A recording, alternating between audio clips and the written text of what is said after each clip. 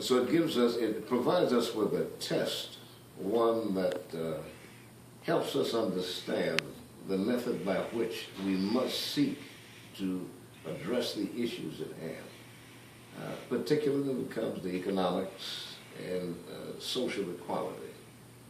And as you know, the constructive way to do it is with less violence and making your case heard. The destructive side of it is the consequences of how people think.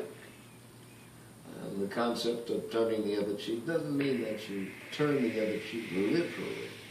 It meant that you become a little bit more tolerant of those that have been doing wrong and continue to do wrong, but still make your case heard before not just the public in America, but the entire world. It added additional pressure to doing what was humanly right, as opposed to taking the negative road in physical confrontation. Sometimes, and if you remember what carrying a big stick can be more intimidating than actually the physical blow itself.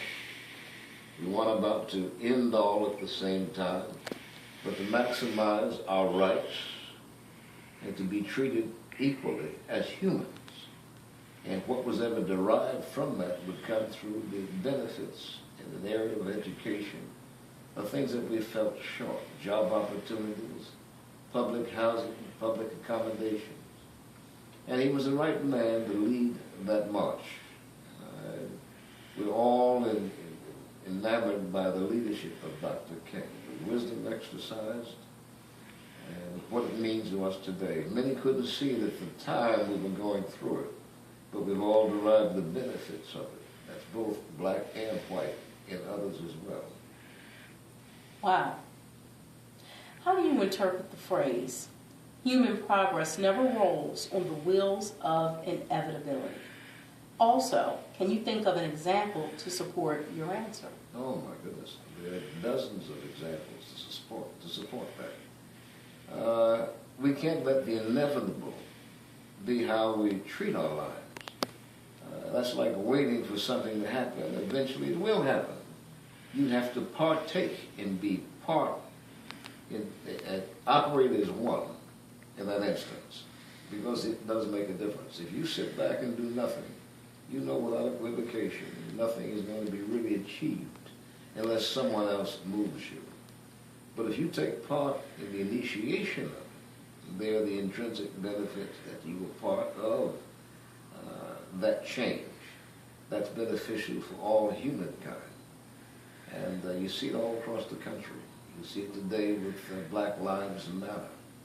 To sit back and take no action in light of so many young people being killed by police officers. Doesn't mean that every police officer is a bad individual, just like it doesn't imply that everybody white is a bad individual. But it does mean that we recognize what has happened to us, and it is time for us to take action to prohibit that from becoming a reality. If you look at the history of the hangings of black people all throughout the South, molestation of the black community, the racism, it was necessary to take it to the street in order to have those old Jim Crow laws taken out of place, removed from the books, destroyed. Oftentimes you'll hear the bully claiming that it's the law and you have to obey the law. Well, if the law is unjust, it cannot, should not ever be obeyed by under any given circumstance.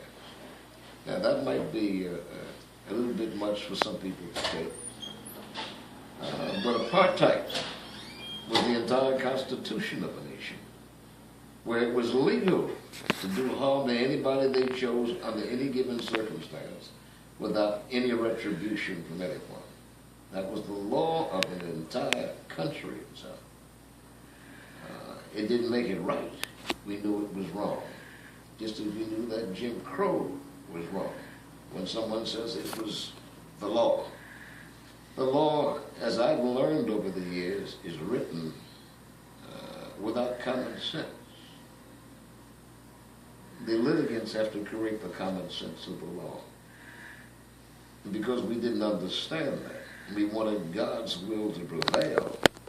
It was necessary to do just what we did, to teach America, but if not teach the entire world, that it's all right to be humane to another human being. The only predator on this earth that tries to destroy the human race is other humans. No other animal is a predator of humans except human beings. We're still dealing with that, trying to find alternatives where we can live together as one. I don't mean to go on as long as I am about it, but it's such a passionate circumstance that we're discussing in this instance. Well, we value your time, and we're glad that you're giving us the time and the knowledge. So take all the time you need. Our next question.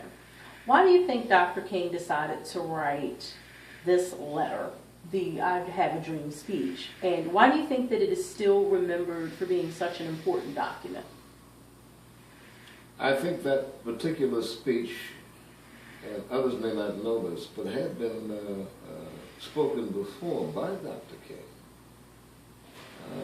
in the past, and the number of times that he'd given that speech only prepared him for the 1963 speech in Washington, D.C.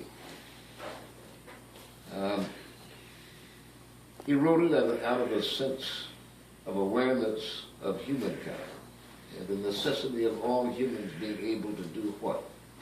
Find your place in this world. That you are endowed by God, the Creator, to be treated in a respectful and social manner that's livable for all parties. We must remember that poverty should never be a vocation or a way of life. Poverty should be a circumstance by which you cannot do anything about, by which you've been locked into, but that's not to be how you'd be treated for the rest of your life and degraded in such a manner that it's okay to live in an impoverished situation. I myself was raised in a ghetto in Harlem, New York, as a young boy coming up. And until I learned otherwise, that it was not just the fault of the people living there. It was under the conditions we were relegated to accept, because there were no other alternatives unless we stood up collectively and fought for our rights. And Dr. King understood that. We learned so much from him and his legacy, which will continue on, not just in this country, it's being practiced all over the world. His legacy of freedom and democracy, and the opportunity to become one like others, and equal chance to raise your family in a decent environment, see that your family has a better education that you can give them. It's a host of things. There's just so much more to discuss with regard to that. I know the program is limited to that. Happy to come back at a later date as well to discuss it even at further depth. I know you have other questions you want to ask. Absolutely. Why do you think Martin Luther King decided to reference the Constitution and the Declaration of Independence in his speech? The Constitution of the United States is one of the best well-written documents throughout the world. It speaks of the embodiment of freedom. It speaks about the rights, the Bill of Rights of the people who live under this sovereign flag. Flag symbolizing the freedom, the aspirations of a nation, the democracy, the opportunity to become one. He knew the strengths provided in that Constitution provide the safety and protection of all members of the United States, people who are citizens of this great nation. And why does it not apply to one class or one group of people as opposed to another? It was written by others who may not have understood it to the extent that they would not have slavery. It was not inclusive at the time, I think, of thought. But if we read the truisms of what it says in terms of the law and who was embodied by its rights, It's to include all people in this country, all citizens of the United States. If they denied their own Constitution, they would have problems with many situations themselves. Remember, we are a melting pot of so many different nationalities from all over the world. And we've learned during that period of time, since the Constitution was put into effect, that these are the endowed rights for everyone living under the rules that govern this great nation.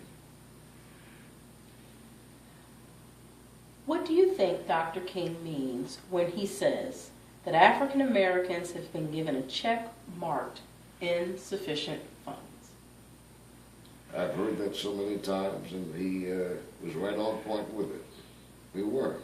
We were promised a legacy of 40 acres and a mule. As you know, very little of that did occur. All throughout slavery, the slaves never had access to capital. Absolutely no access to capital, although we had full employment. Now that's unfair. How do you have full employment? You spend all of your hours working on behalf of someone else, and you're not paid a regular standard minimum wage under any given circumstance. That means promises were made ever since slavery, but promises that were never kept. The check was bogus. The check had insufficient funds drawn against another account and not the account that other people were benefiting from. And it fell short of the mark. And I think he was very clear with that. That we have to go back to the drawing board, learn how to create employment opportunities ourselves, learn how to create industry. It's great to have full employment. I think something being said just recently by Donald Trump is that if and when he becomes president, he will see that there are jobs, jobs, and jobs. The only time that there was full employment was during slavery. We don't want the same process. He also stated, Donald Trump, that